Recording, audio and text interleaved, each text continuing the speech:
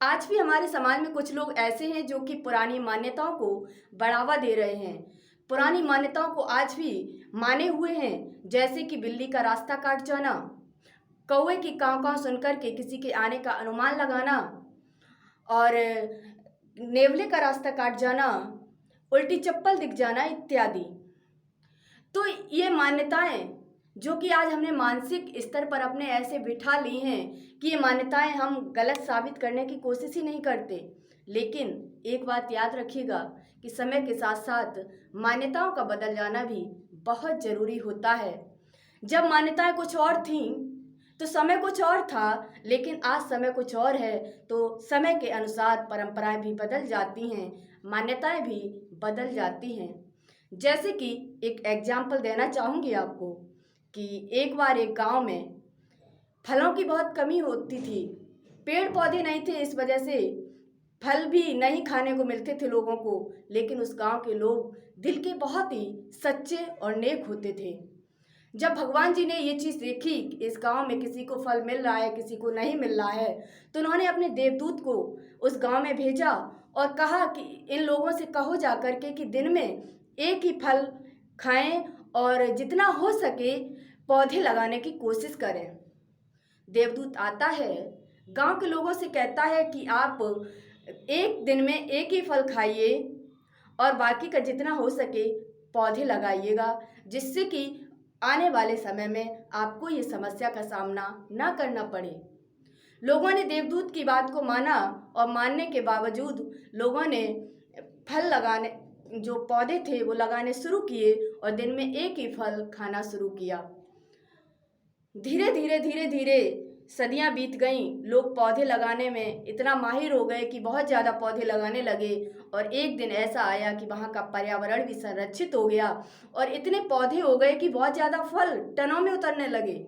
लेकिन लोगों की मान्यता कि दिन में एक ही फल खाना है, तो अभी भी एक ही फल खा रहे हैं। बाकी का अगर कोई शहर से माँगने के लिए आता है, इतने फल लगे हुए हैं, आप इनमें से कुछ मुझे दे दीजिए, बेच दीजिए, आपकी कुछ मनी अर्जित होगी। लेकिन लोगों ने किसी की भी एक भी नहीं सुनी, शहरी लोगों को भगा दिया, लेकिन पौधे लगाने बंद नहीं किए और फल एक ही दिन में खा रहे हैं। बाकी का ना किसी को बाँट रहे, ना दे रहे हैं। तो क्या हुआ कि फलों की जो टनों में उतरने की जो संख्या थी, वो अब क्या होगा उन फलों का? खराब होने लगे, सड़ने लगे फल। लेकिन लोग किसी को देने को तैयार नहीं थे, क्योंकि उनका कहना था कि हमारे पूर्वजों का मानना है, हमारे पूर्वजों का कहना है कि दिन में एक ही फल खाना है और किसी को भी फल नहीं देना है। तो धीरे-धीरे जब भगवान जी ने ऊपर से ये देखा कि ये लोग बदल नहीं रहे हैं, उन्होंने फिर से अपने देवदूत को भेजा और कहा अब इस गाँव में जाकर के कहो कि खूब फल खाएँ और खूब वितरित करें, क्योंकि अब फल अच्छे से हो रहे हैं आपके गाँव में। तो देवदूत आकर के जब कहता है लोगों से, तो लोग देवदूत की एक भी नहीं सुनते हैं। कहते हैं हमारे पूर्वजों ने ये मान्यता बनाई हुई है, हम उस मान्यता को कदापि नहीं तोड़ सकते हैं।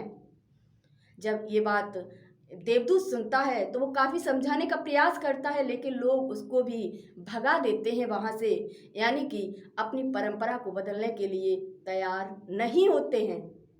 ठीक ऐसे ही हमारे समाज में भी कुछ परंपराएं हैं, कुछ मान्यताएं हैं जो कि गलत हैं और समय के अनुसार उन मान्यताओं को, उन परंपराओं को बदलने की ज़रूरत है, लेकिन लोग आज भी अपने पूर्वजों की बात को पकड़े हुए हैं।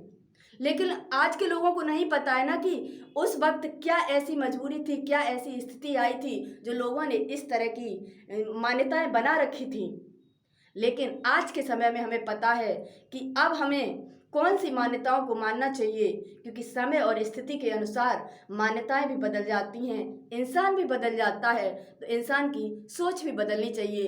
तो मैं आज उन लोगों से यही बात कहूँगी जो कि पुरानी मान्यताओं को आज भी पकड़े हुए हैं और जो हमारी नई युवा पीढ़ी है उसको उड़ान नहीं भरने दे रहे हैं कि आप उनको खुले आसमान में उड़ने दीजिए।